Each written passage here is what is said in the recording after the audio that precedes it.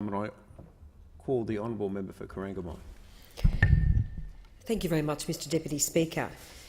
It's my great pleasure to rise and speak on the Social Services Legislation Amendment More Generous Means Testing for Youth Payments Bill. Mr Deputy Speaker, this bill is all about standing up for rural and regional families. It's about fighting unfairness. It's about helping young people go to university and to pursue other forms of tertiary study. And it's about addressing a really terrible statistic that we have in our country at the moment, where 25% of young people live in regional Australia, but only 18% actually make it to tertiary education. And one of the very principal reasons that there is such a battle is the cost of moving to a metropolitan area in many cases to study, and it's not just the cost of study, it's actually the cost of living. And I reflect, Mr Deputy Speaker, on a terrible situation when I was actually a candidate in Corangamite back in 2009-2010, when the youth allowance was absolutely botched by Labor. I heard a very excellent contribution earlier from the member for Forest, and she was one of the leading advocates against Labor's youth allowance. And after many, many months of campaigning and pointing out the terrible unfairness of what Labor had done, this was overturned, but of course the problem wasn't fixed. And Mr Deputy Speaker, for me as a candidate back then, working particularly in Colac, which is a very important regional centre in my electorate, as it is now, there were so many families so angry they just felt completely left out in the cold. So I'm very proud of this bill because it does demonstrate that, in contrast to members opposite, we really place a huge priority on standing up for rural and regional Australia. And I say that in the context of some of the debate we've heard in the House today, and most particularly on the NBN.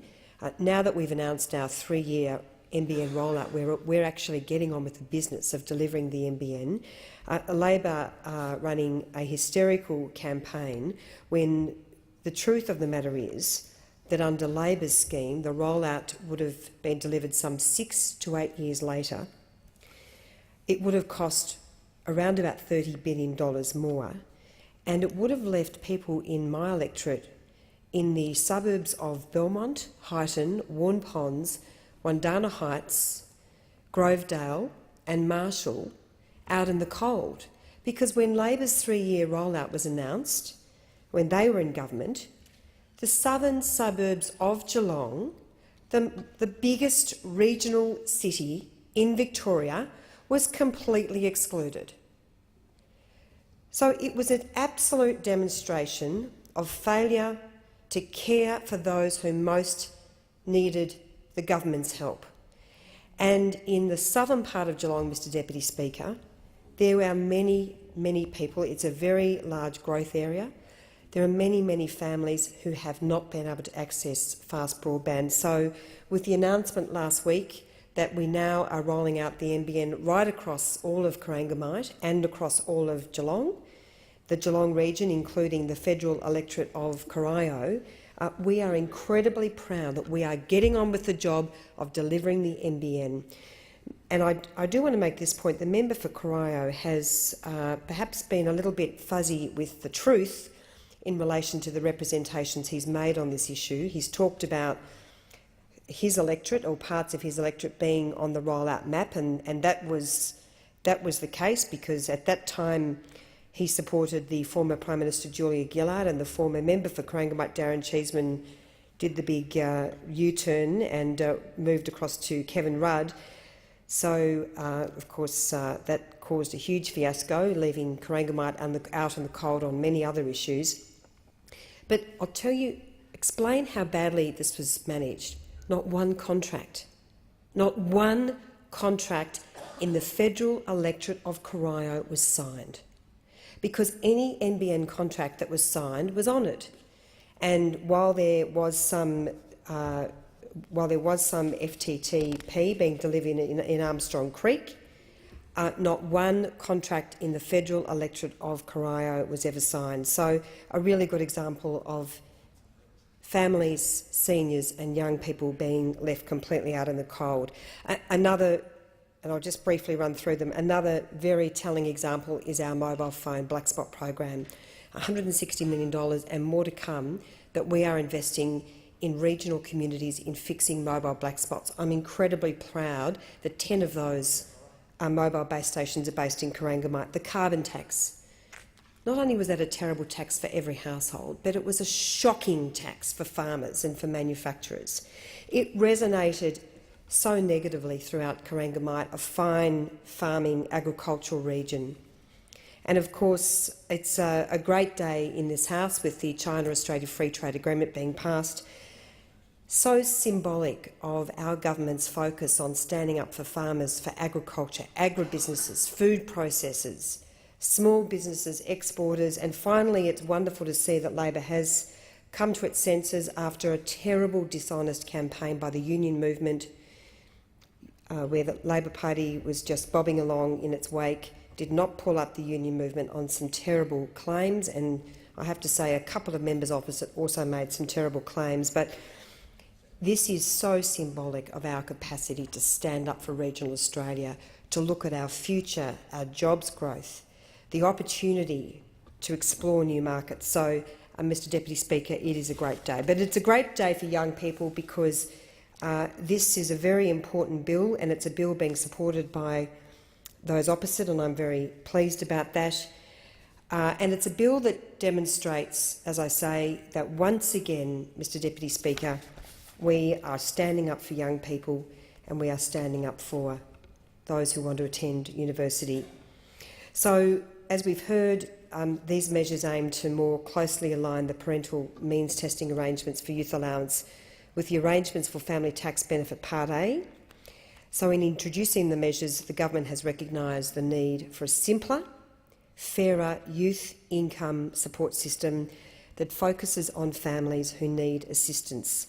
So the measures acknowledge that low-income families who were disadvantaged under the previous means testing arrangements due to duplication and multiple tests being applied concurrently will no longer have that same level of advantage. It was incredibly unfair to be including in the test the assets, particularly of farming families, families that may have had on paper large assets or significant assets because of their ownership of a farm or a farming operation, yet with very little income and struggling to meet the basics of raising a family.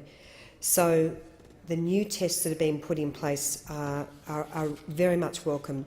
We have heard that there perhaps is more work to be done because we need to make sure that every young person, no matter where they live in Australia, has the same opportunities to, of course, go to university. Attending higher education is so critical. We must give our young people every possible opportunity. So, as I mentioned, Mr Deputy Speaker, the Family Actual Means Test and the Family Assets Test will be removed from the Youth Allowance Parental Means Test arrangements. This will make, from the 1st of January 2016, this will make Youth Allowance Parental Means Test arrangements consistent with those for Family Tax Benefit Part A, which has no Family Actual Means Test or Family Assets Test. The Family Tax Benefit Part A Family Income Test and the Youth Allowance and Parental Income Test do not apply where a parent is in receipt of an income support payment. However, the Youth Allowance Parental Income Test includes additional exemptions, with youth exempted from the test where a parent concurrently holds a low-income healthcare card or is assisted via the new Enterprise Incentive Scheme. There is no strong policy reason for these additional exemptions, and they will be removed by the measure. Most lower income parents will have qualified for exemption from the Family and Youth Payments Income Test because they were eligible for and receiving an income support payment. Accordingly, parental income test exemptions for youth allowance will be aligned with the existing arrangements for family tax benefit Part A. On the 1st of January 2016 also, maintenance income will be removed from the Youth Allowance parental income test, pending further reform of maintenance income on the 1st of January 2017. Similar changes, Mr Deputy Speaker, will be made to the AB-study parental income test in the AB-study policy manual. So, for those listening to the debate, some of these changes are difficult to follow because, of course, they are often very individually related to particular families. But the net result of this is that more young people will be able to access the youth allowance, and that is absolutely fantastic. More young people will be able to go to university.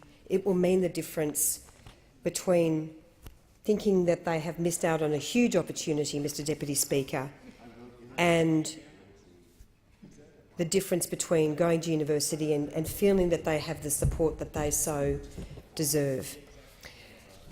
So, Mr Deputy Speaker, I do want to just add that from the 1st of January 2017, the treatment of child support will be further reformed by applying a maintenance income test to the youth allowance parental income test, like that which is currently applying to family tax benefit Part A.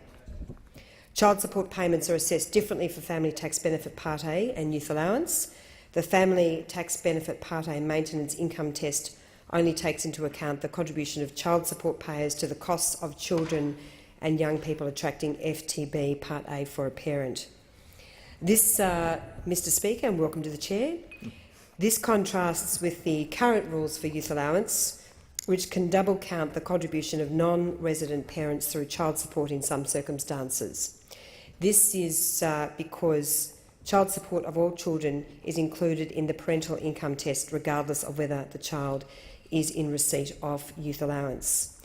Similar changes will be made to the maintenance income test for AB-study living allowance in the AB-study policy manual. So, Mr Deputy Speaker, once again, as I've spoken about, this bill demonstrates the government's focus on standing up for rural and regional Australia.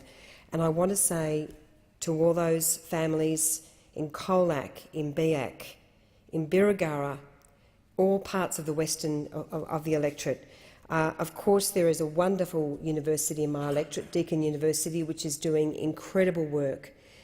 It is being rapidly recognised as one of the best universities in Australia. It is dynamic, it is doing incredible work, particularly in future fibres, but across all sectors of study, engineering, health sciences, law, commerce, and of course medicine. So I'm incredibly proud of our university that we do have in our own electorate, and I'm incredibly proud of this bill, Mr Speaker. I do commend this bill to the House, and thank you very much.